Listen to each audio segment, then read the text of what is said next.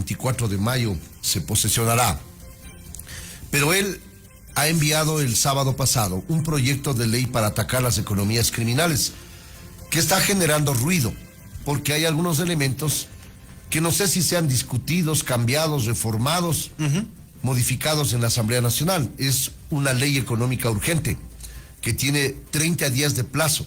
Si no es discutida, pasa por el Ministerio de la Ley. Y si es que es aprobada con una mayoría que no sé si esté consolidada por parte si se logran los 77 votos, ahí están socialcristianos, incluso algunos de Pachacuti e independientes. Y yo no le veo tan fácil, porque hay argumentos de sobra que deben ser clarificados para evitar abusos. Más allá de que ni yo ni nadie puede oponerse el atacar a las economías criminales. Pero si en el camino hay que cerrar la puerta a los abusos, hay que hacerlo. El tema del indulto anticipado hace mucho ruido, no solamente aquí, sino ya a nivel internacional de la propuesta del presidente. Pero vamos a llenarnos de argumentos en torno a los motivos para llegar a esta propuesta y cuáles serían las consecuencias si es que se aprueba tal y como plantea el presidente de la República. Rommel. Así es, y vamos a tener el criterio desde el ámbito de la producción, desde la productividad. Estamos con Rodrigo Gómez de la Torre, a quien le agradecemos por atender a esta reacción inmediata en Contigo Noticias. En Contigo FM, reacción inmediata. Rodrigo, bienvenido a Contigo Noticias. ¿Se debe llegar a este punto un marco legal que permita dar libertad, tranquilidad, no ser vacunados en los negocios, el cuatrerismo y bueno, tantos delitos más en los cuales parece que muchos sectores están en indefensión? Este marco jurídico, con las respectivas observaciones, análisis, puede lograr zonas de seguridad, lograr un aporte, si quiere, voluntario, descuento en impuesto a la renta en el ámbito tributario, si se da parte a las Fuerzas Armadas, a la Policía Nacional. ¿Es el camino correcto para dar seguridad a quienes intentan crear trabajo, producir en el país? Muy buenos días, Wilson, buenos días, Rommel, y buenos días a todos quienes nos siguen. A ver, creo que es importante reconocer que la situación de la seguridad es crítica para generar confianza. Hemos visto el incremento de delitos, hemos visto el incremento de secuestros, hemos visto el incremento de extorsiones y al igual que el de asesinatos. Ya la situación no es fácil y hay que tomar medidas diferentes a las que hemos venido tomando. Porque realmente la propuesta que hay en otros países de más abrazos y menos balazos, resulta que se abrazan entre los delincuentes y abalean a la población. Entonces ahí hay que tomar acciones. Evidentemente llamó la atención, y esto voy a comentar sobre la reunión de la Asamblea en la definición de comisiones, cuando termina ya de votarse las comisiones y queda una noticia suelta, ¿no? Y dicen, la Comisión de Seguridad se mantiene reunida a puerta cerrada. Esto lo escuché en algún medio y dije, algo viene. Claro, evidentemente el día sábado nos llegó el proyecto de ley económico urgente, que sí tiene algunos aspectos como que podría propender a tener excesos, y en esto comparto plenamente con Wilson, y hay que tener mucho cuidado, porque el poder tiende a cegarnos a veces. El poder es efímero, eso hay que también reconocerlo. Entonces hay que tener mucho tino cómo se llevan las cosas. Entonces, creo que hay que ser muy responsables y más bien vamos a tener que poner un voto de confianza en este momento en la Asamblea. No me atrevo a decir si la mayoría está consolidada en 80, en 75, en 77. Eso, las asambleas en los últimos 20 años han sido asambleas móviles o han sido aplanadoras sumisas. Entonces hay que ver cuál es la que realmente va a comenzar a ejercer en esta próxima semana o a partir del día de hoy que ya se juntan. El proyecto de ley que me llamó la atención inicialmente es una serie de opciones que vía decreto ejecutivo se entreguen beneficios tributarios. y se entreguen recursos económicos. Ya, y mi primera pregunta fue, bueno, ¿y de dónde salen estos recursos económicos? Porque los recursos económicos en el presupuesto general del Estado tienen que estar debidamente presupuestados y tienen que tener su partida adecuada. Si es que no la tienen, siempre me asusta la probabilidad de que se les ocurra alguna nueva ley tributaria, alguna nueva ley con más impuestos, más bien cuando lo que el país necesita, porque si además del problema de la inseguridad tenemos los problemas de gasto adicional, el bolsillo no aguanta todo, por lo menos el bolsillo de los ciudadanos, el bolsillo de los emprendedores, del bolsillo de los empresarios, sí tiene límite y lo que se presupuesta hay que cumplirlo. No es como el caso del Estado, que lo que va en el presupuesto general del Estado es cualquier cosa y luego simplemente vemos cómo le ahorcamos al ciudadano metiéndole más impuestos para ver si se cumple o no. Eso como primera impresión. Okay. En torno a ubicar a esta ley como una ley Bukele, que también en la discusión y en el análisis a través de las redes sociales se ha comentado, ¿qué piensa usted? Porque hay muchos que aplauden que se replique una acción gubernamental y una posibilidad de administración de un Estado con el estilo de Nayib Bukele. ¿Estos elementos usted cree que pesaron para que el presidente de la República tome algunas acciones que están reñidas, y lo han dicho varios constitucionalistas, con el marco constitucional, más allá de los cuestionamientos que se les puedan hacer, y con la legislación internacional en cuanto a derechos humanos? Y no digo que derechos humanos de los delincuentes, sino a evitar justamente lo que decía en introducción, abusos, porque mire el caso de las Malvinas, de los 4 niños de las Malvinas. Tiene una cantidad de consideraciones que podían apuntar a abusos que se habrían cometido en cuanto a la retención y investigación, digamos, de alguna manera, aunque están revelando a algunos de los militares, incluso maltrato a los niños, a los infantes, incluso uno de 11 años, mi estimado Rodrigo. Creo que esto siempre va a ser un tema altamente polémico, porque cuando hablamos sobre derechos humanos, los derechos humanos miran exclusivamente, y esto recuerdo sobre octubre del 19, miran exclusivamente lo que el Estado hace a los ciudadanos, pero no miran en ninguna parte lo que los delincuentes, la minería ilegal, los contrabandistas de combustibles, los sicarios, los secuestradores hacen en perjuicio de la población. Entonces, si el Estado abate da de baja a un delincuente, saltan los derechos humanos, aunque últimamente creo que han guardado prudente silencio.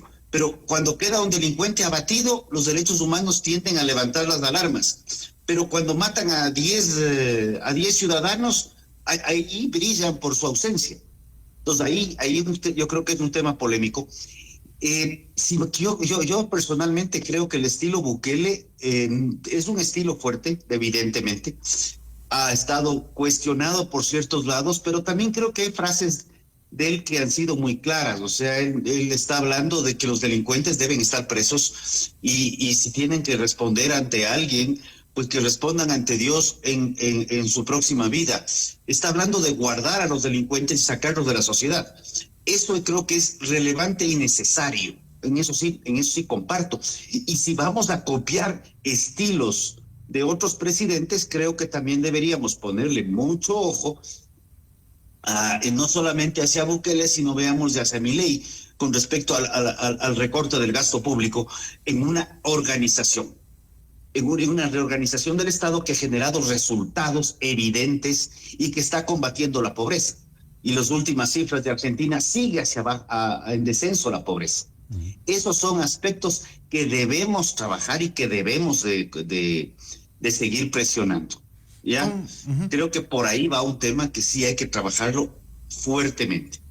Habrá otros que la Asamblea, y ahí se van a medir fuerzas, la Asamblea donde evidentemente 12 de las 15 comisiones están lideradas por por el partido oficialista, va a verse en contrapeso con el otro partido fuerte, que hay que reconocerlos. Hay dos fuerzas políticas consolidadas en la Asamblea, que es la posición de RC5, quienes son los autores de la Constitución vigente, llena de derechos y de pocas obligaciones. Y más bien, lo que sí vemos necesario es una revisión y una depuración de la justicia. No es solamente tener jueces capacitados, sino jueces probos, porque queremos jueces para lo que es delincuencia organizada. Pero ¿qué está pasando con la probidad de esos jueces? Sean estos para la niñez, sean estos de tránsito, sean estos de conflicto armado interno o lo que fuese. Creo que la probidad de la justicia es fundamental, indistinto la línea, más allá de estar buscando cómo crear más gasto. Probidad de la justicia, Rodrigo, solo un paréntesis nada más. Estuvo con nosotros André Benavidas, constitucionalista, y decía, un juez puede hacer lo correcto, un juez puede impartir justicia, condenar a los grupos criminales, pero ¿quién garantiza la seguridad del juez y de su familia que se ven empujados, encerrados o amenazados por los grupos criminales? Eso también hay que ponerlo en la mesa, Rodrigo. Precisamente a eso me refería antes. Tenemos que dar seguridad también a los jueces. Y ahí tiene que haber un tema que tiene que estar claro. Nos queda mucha duda de qué ha pasado con estas toneladas de droga que fueron sustraídas de las bodegas de la Policía Nacional. O sea, la situación del Ecuador ha llegado a un estado de indefensión que requiere una reestructura completa, que no es refundar la patria o una nueva constituyente, lo cual también debo reconocer que felicito la decisión de ya no estar pensando en una nueva constituyente, sino hacer las reformas constitucionales que corresponden vía asamblea. Pero ya lo que se me estaba quedando, cuando hablamos de la ley Bukele, no sería extraño que precisamente la visita de los ministros de Gobierno, del Interior y de Defensa a El Salvador haya sido la que trajo los insumos necesarios para este proyecto de ley. Y el otro lado, si es que el sector privado está asumiendo responsabilidades que corresponden al público en materia de seguridad, pues obviamente tiene que ser reconocido de manera clara y de manera transparente en aspectos tributarios, porque también es justo. Hablamos de que el monopolio de la fuerza lo tiene el Estado, pero si sentimos que el Estado no está haciendo al 100% y el privado tiene que asumir esas competencias hacia sus distintos sectores, pues el Estado de alguna manera tiene que compensarle, porque no podemos seguir como privados asumiendo todos los golpes. Asumimos los gastos, asumimos las responsabilidades, asumimos todo lo que haya que asumir para tratar de sostener los negocios. Ojo, no estoy hablando de crecimiento, para tratar de sostener los negocios, y luego nos toca asumir también las famosas reformitas tributarias, hasta con impuestos al patrimonio y con retroactivos en algunos casos. Entonces hay que, o sea, el privado no es solamente una bolsa como los punching box para los boxeadores que solamente reciben golpes. El privado también tiene que tener un oxígeno para poder sostenerse. Unidad de materia y adicionalmente respeto a la Carta Magna. Son dos características que deben servir para la calificación en el ámbito formal por parte del CAL. Y ahí hay otras voces que dicen, ¿qué tiene de económico urgente este proyecto cuando lo que reforma sustancialmente es el Código Orgánico Integral Penal? Y allí yo siempre me gusta ponerme de abogado del diablo del otro lado. Capaz que, como hay mayoría en el CAL, este primer filtro lo pasa sin despeinarse la propuesta del presidente de la República. Pero ¿qué va a pasar cuando ya aterrice en una comisión legislativa, que a lo mejor está copada también por esta mayoría, pero en el Pleno no sé si vaya a tener el respaldo de algunos elementos que no son animales puros, que no son del bloque específico de ADN? Y digo animales puros no por peyorizar, sino por la novela de Pedro Jorge Vera, mi estimado Rodrigo. A ver, creo que ese es uno de los temas importantes y justamente había leído sobre el tema de la constitucionalidad del tema y del proyecto y de algunos artículos. La constitucionalidad de estos artículos no la va a decidir el Pleno. El Pleno puede estar o no estar de acuerdo y las mayorías van a definirlo. La constitucionalidad deberá pasar por una revisión constitucional que debe ser solicitada. ¿Ya? Entonces, mientras no haya una solicitud de demanda de inconstitucionalidad, que no va a ser una revisión constitucional en un proyecto de ley, sino en una ley aprobada, eso va a quedar ahí todavía en una pausa temporal. Justamente cuando leía el tema de unidad de materia, leía algunos aspectos, porque cuando buscas reformar el tema de reducción tributaria a través de decreto ejecutivo y cosas por el estilo, puedes justificar el económico urgente, porque hay un tema que solamente es potestad del Ejecutivo. Pero sí me quedé pensándole si este hubiese sido un proyecto de ley o un proyecto de decreto ley enviado en la época de la muerte cruzada con el expresidente Lazo, a quien me alegro que ya van saliendo las cosas y resulta que ha sido inocente de todo lo que se le acusó. ¿Qué hubiera dicho la Corte Constitucional? Porque muchos de los temas que se trataron y que se trataron de implementar en ese periodo de pausa legislativa son necesarios, son económico urgentes y cada vez son más urgentes, pero siguen en el espacio del limbo jurídico y hay que toparlos también. Rodrigo, lo de las zonas de seguridad que se debe establecer, ¿no? Ponerle un empujón económico quizás, y el presidente enfocaría el trabajo. Pongo Durán, por ejemplo, una zona tomada por los grupos delincuenciales, como hay muchas otras, pero uno se pregunta cómo trabaja, cómo produce la gente ahí. Uno producir para pagar empleados, otro para pagar la vacuna, y si no, te ponen explosivos, te amenazan, te matan. O sea, hay que tomar también esto en cuenta, hablando de Bukele, que no sé si garantista para quién, para qué sectores, porque ya la gente está cansada y tienes que producir doble ingreso para poder cubrir y poder seguir trabajando, Rodrigo. E imagínate si a eso le meten un nuevo impuesto, ya no tendrías que producir doble, sino triple, para además de sostener a los vacunadores, sostener a los extorsionadores y sostener al Estado. Entonces ese es un tema que es justamente lo que lo digo y puedo ser criticado, no tengo inconveniente al respecto. Ahí es donde hay que ver. O sea, estas zonas de seguridad, queremos bloquear, hemos intentado hacer algo con Durán ya varios años. Hemos pasado varios decretos ejecutivos de estado de excepción, unos avalados por la Corte, otros cuestionados por la Corte, pero la situación se mantiene y el estado de sitio que tienen muchas poblaciones en el Ecuador se mantiene de igual manera. Algunos sitios han bajado la conflictividad, sin embargo, eso no ha generado una solución al desarrollo económico de esos cantones o de esas zonas geográficas. Creo que el tema de la inseguridad sí hay que tratarlo de alguna manera.